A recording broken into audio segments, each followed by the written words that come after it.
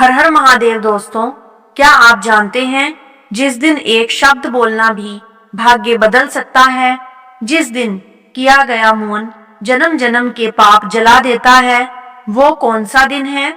तो दोस्तों वो दिन है मौनी अमावस्या का।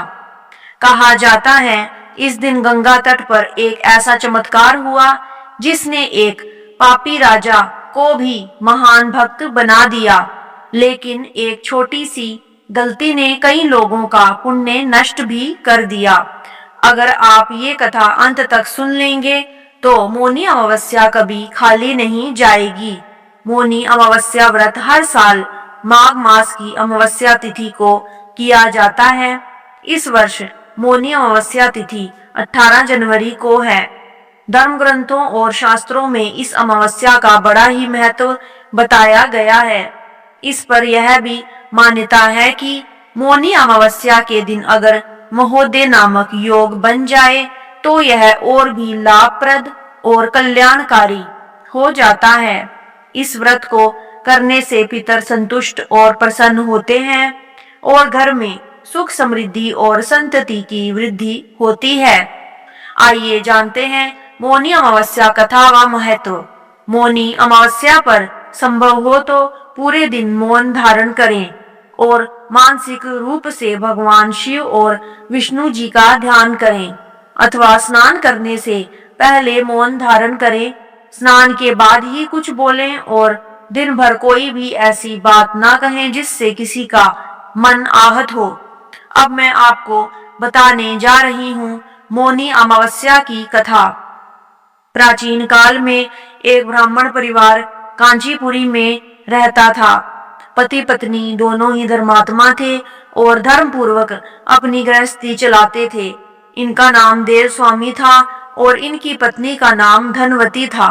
इनके 7 पुत्र और एकमात्र पुत्री थी जिसका नाम गुणवती था। जब गुणवती सयानी हुई तो देव स्वामी से धनवती ने कहा कि पुत्री के विवाह के लिए अब वर देखना चाहिए। ब्राह्मण ने अपने छोटे पुत्र को उसकी बहन गुणवती की कुंडली दी और कहा कि ज्योतिषी से इनकी कुंडली दिखवा लाओ जिससे गुणवती के विवाह की बात आगे चले।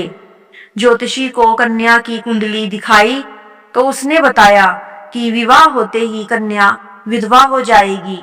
ज्योतिषी की यह बात सुनकर ब्राह्मण परिवार बहुत दुखी हो गया और इसका उपाय पूछा।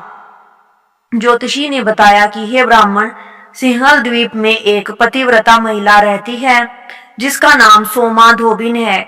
यदि कन्या की शादी से पहले सोमा आपके घर आकर पूजन करे और अपना आशीर्वाद दे तो यह दोष दूर हो जाएगा। ब्राह्मण ने अपनी पुत्री गुणवती को अपने सबसे छोटे पुत्र के साथ सिंहल द्वीप भेज दिया। दोनों भाई बहन सागर किनारे पहुंचकर उसे पार करने के बारे में विचार करने लगे। जब समुद्र को पार करने का कोई रास्ता नहीं मिला तो दोनों भूखे प्यासे एक पीपल वृक्ष के नीचे आराम करने लगे। पेड़ पर घोंसले में एक गिद्ध का परिवार रहता था।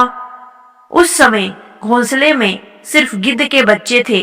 वे सुबह से भाई बहन की बातों और क्रियाकलापों को देख रहे थे। शाम के समय जब गिद्ध की माता बच्चों के लिए भोजन लेकर घोंसले में आई तो बच्चों ने पेड़ के नीचे लेटे भाई बहन की कहानी माता को बताई।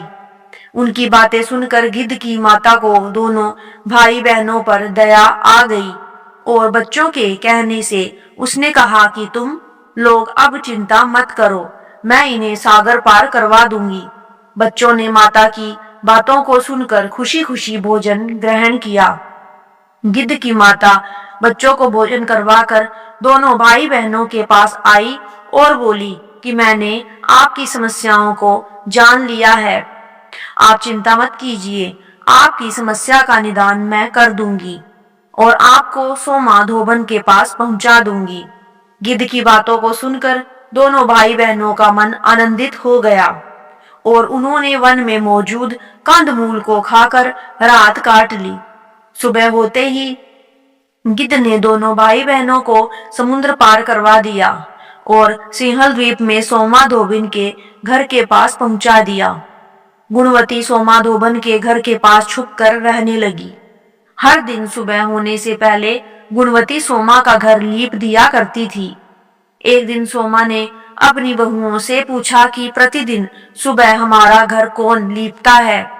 बहुओं ने प्रशंसा के लोभ से कहा कि हमारे अलावा यह काम और कौन करेगा, लेकिन सोमा को बहुओं की बातों पर भरोसा नहीं हुआ और वह यह जानने के लिए पूरी रात जागती रही कि कौन है जो हर दिन सूर्योदय से पहले घर लीप जाता है।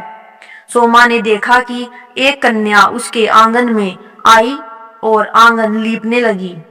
सोमा गुणवती के पास आई और उससे पूछने लगी कि तुम कौन हो और क्यों हर सुबह मेरे आंगन को लीप कर चली जाती हो। गुणवती ने तब अपना सारा हाल सोमा से कह डाला। गुणवती की बातों को सुनकर सोमा ने कहा कि तुम्हारे सुहाग के लिए मैं तुम्हारे साथ चलूंगी।